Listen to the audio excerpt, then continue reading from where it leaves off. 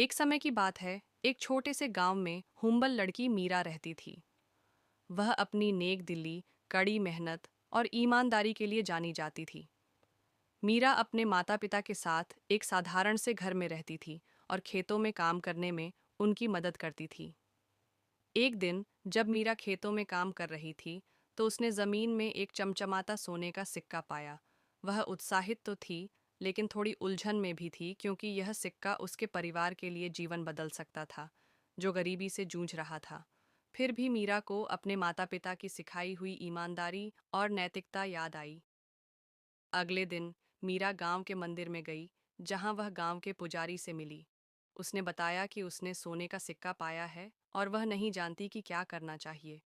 पुजारी, जो मीरा को वर्षों से जानता था, मुस्कुराते हुए बोला, तुम्हारी ईमानदारी सोने से भी कीमती है बेटा। सिक्के को उसके असली मालिक को लौटा दो, और तुम्हारे अच्छे कर्म तुम्हें उससे भी अधिक आशीर्वाद देंगे। मीरा, हालांकि सिक्का रखने के लिए ललचाई थी, लेकिन उसने पुजारी की सलाह मानी। वह गांव के चौक पर गई और पूछा कि क्या किसी ने सिक्का खो दिया था। अंततः एक बूढ़ा व्यापारी सामने आया और मीरा को धन्यवाद दिया। उसने कहा, मैं कंगाल होने वाला था, यह सिक्का मेरी आखिरी उम्मीद थी। व्यापारी मीरा की ईमानदारी के लिए आभारी था, और उसने उसे इनाम स्वरूप ताज़े फल और कुछ पैसे दिए। लेकिन सबसे महत्वपूर्ण बात यह थी कि गांव वालों ने मीरा के इस उदाहरण को देखा और उसे और अधिक सम्मान और विश्वास दिया।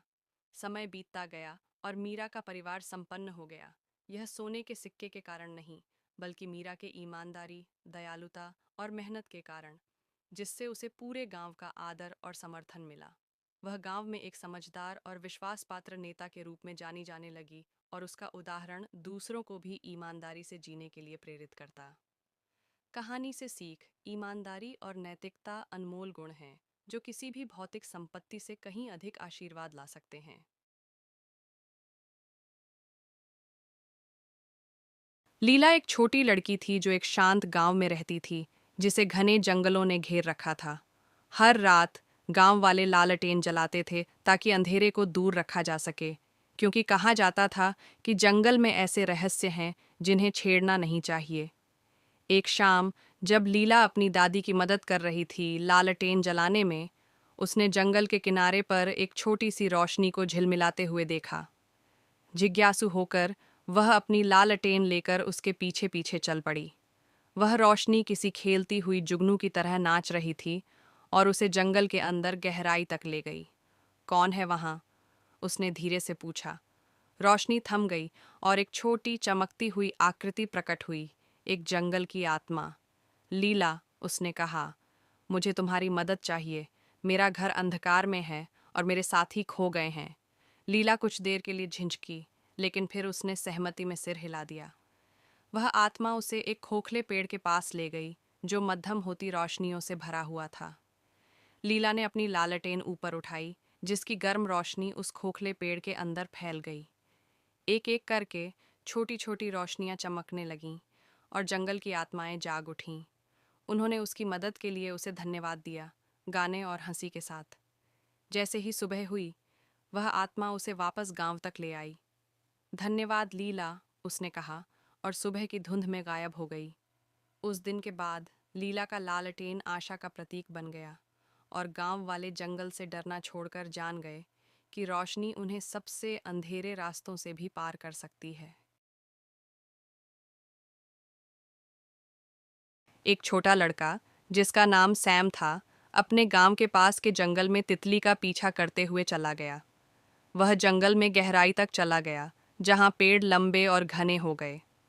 अचानक वह तितली एक चमकती हुई रोशनी के गोले में बदल गई, जो उसे एक खुली जगह तक ले गई, जहां काई से ढके पत्थर पर एक प्राचीन सुनहरी चाबी रखी थी। जिज्ञासावश सैम ने चाबी उठाई। तुरंत ही जंगल चमकने और बदलने लगा। एक विशाल अलंकृत दरवाज़ा प्रकट हुआ, जिस पर घुमावदार निशान खुदे हुए थे और हल्की रोशनी में चमक रहे थे।